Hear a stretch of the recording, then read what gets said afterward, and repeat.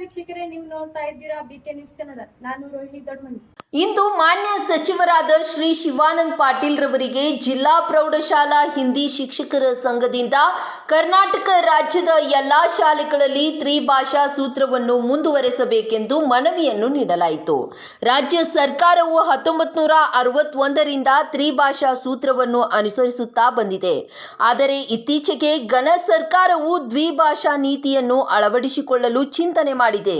ಈ ಮಾರಕ ನೀತಿಯನ್ನು ಮನವರಿಕೆ ಮಾಡಿಕೊಡಲು ತ್ರಿಭಾಷಾ ಸೂತ್ರ ಅನುಷ್ಠಾನ ಮಾಡುವುದರಿಂದ ದೇಶದ ಹಲವಾರು ಭಾಷೆಗಳನ್ನು ಮಕ್ಕಳಿಗೆ ಕಲಿಯಲು ಅವಕಾಶ ಸಿಗುತ್ತದೆ.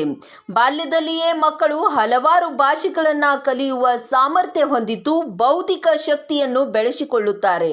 ವಿಶೇಷವಾಗಿ ಕನ್ನಡ, ಇಂಗ್ಲಿಷ್, ಹಿಂದಿ ಭಾಷೆಯನ್ನು ಕಲಿಯುವುದರಿಂದ ಮುಂದೆ ತಮ್ಮ ಜೀವನದಲ್ಲಿ ರಾಜ್ಯ, ರಾಷ್ಟ್ರ, ಅಂತಾರಾಷ್ಟ್ರೀಯ ಮಟ್ಟದಲ್ಲಿ ಸಂವಹನ ಹಾಗೂ ಉದ್ಯೋಗವನ್ನು ಗಿಟ್ಟಿಸುವಲ್ಲಿ ಪ್ರಮುಖ ಪಾತ್ರ ವಹಿಸುತ್ತದೆ. ಕಾರಣ ಈಗ ಇರುವ ತ್ರಿಭಾಷಾ ಸೂತ್ರವನ್ನೇ ಮುಂದುವರೆಸಿಕೊಂಡು ಹೋಗಲು ಜಿಲ್ಲೆಯ ಪ್ರೌಢಶಾಲಾ ಹಿಂದಿ ಶಿಕ್ಷಕರ ಸಂಘದ ಶಿಕ್ಷಕರು ಮಾನ್ಯ ಸಚಿವರಿಗೆ ಮನವಿಯನ್ನ ಅರ್ಪಿಸಿದರು.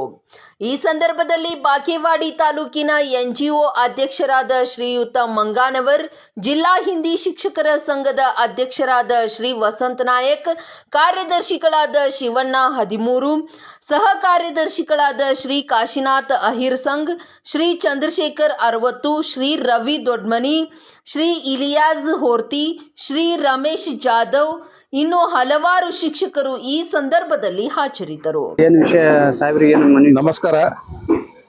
ಈಗ ಕರ್ನಾಟಕ ರಾಜ್ಯದ ಪ್ರೌಢಶಾಲಾ ಹಿಂದಿ ಶಿಕ್ಷಕರ ಸಂಘ ಹಾಗೂ ಸರ್ಕಾರಿ ನೌಕರರ ಸಂಘದ ವತಿಯಿಂದ ಇವತ್ತು ಸನ್ಮಾನ್ಯ ಶ್ರೀ ಸಚಿವರಾದಂಥ ಶಿವಾನಂದ ಪಾಟೀಲ್ ಸಾಹೇಬರಿಗೆ ಇವತ್ತು ನಾವು ಮನವಿಯನ್ನು ಸಲ್ಲಿಸಿದ್ದೇವೆ. ಮನವಿಯ ಉದ್ದೇಶ ಏನು ಅಂತಂದರೆ, ಈಗ ಇತ್ತಿತ್ತಲಾಗಿ ಕೇಳಿ ಬರ್ತಕ್ಕಂಥದ್ದು ತ್ರಿಭಾಷೆ ರದ್ದುಪಡಿಸಲಿಕ್ಕೆ ಸುದ್ದಿ ಬರ್ತಾ ಇದೆ. ಅದಕ್ಕೆ ಹಿಂದಿ, ಇಂಗ್ಲಿಷ್ ಈ ಎರಡೂ ಭಾಷೆಗಳು ಇರಬೇಕು. ಆದರೆ ಕನ್ನಡ ಜೊತೆಗೆ ಅವು ಇರೋದ್ರಿಂದ ಇವತ್ತು ನಮ್ಮ ರಾಜ್ಯದಲ್ಲಿ ಬೇರೆ ಬೇರೆ ರಾಜ್ಯದಿಂದ, ಬೇರೆ ಬೇರೆ ದೇಶದಿಂದ ಕೂಡ ನಮ್ಮ ರಾಜ್ಯದಲ್ಲಿ ಕಲೀಲಿಕ್ಕೆ ಬರ್ತಾ ಇದ್ದಾರೆ ವಿದ್ಯಾರ್ಥಿಗಳು. ಅವ್ರಿಗೆ ಬಹಳಷ್ಟು ತೊಂದರೆ ಆಗ್ತದೆ. ಅದಕ್ಕೆ ಮತ್ತೆ ಈಗ ಇರ್ತಕ್ಕಂಥ ಹಿಂದಿ ಶಿಕ್ಷಕರಿಗೂ ಕೂಡ ಸಮಸ್ಯೆ ಉದ್ಭವ ಆಗುವಂಥ ಸಂಭವ ಇದೆ.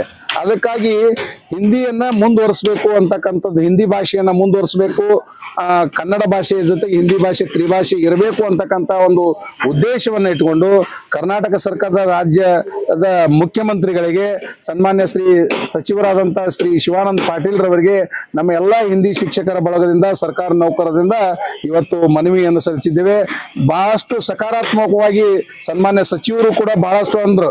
ಯಾಕಂತಂದ್ರೆ ಹಿಂದಿ ಭಾಷೆ ಇರಬೇಕು. ಈ ರಾಷ್ಟ್ರದಲ್ಲಿ ನಾವು ಎಲ್ಲಾದ್ರೂ ಅಡ್ಡಾಡ್ಲಿಕ್ಕೆ, ಹೋಗ್ಲಿಕ್ಕೆ, ಬರ್ಲಿಕ್ಕೆ, ಬೇರೆ ರಾಜ್ಯದಲ್ಲಿ ನಮ್ಮ ರಾಜ್ಯದವರು ಹೋಗಿ ನೌಕರಿ ಮಾಡ್ತಕ್ಕಂಥ ಪರಿಸ್ಥಿತಿಗಳು ಮುಂದೆ ಬರ್ತಾವ. ಅದಕ್ಕಾಗಿ ಹಿಂದಿ ಭಾಷೆ ಇರಬೇಕು ಅಂತಕ್ಕಂಥ ಒತ್ತಾಸೆ ಕೂಡ ನಮ್ಮ ಸಚಿವರದು ಆಗಿತ್ತು.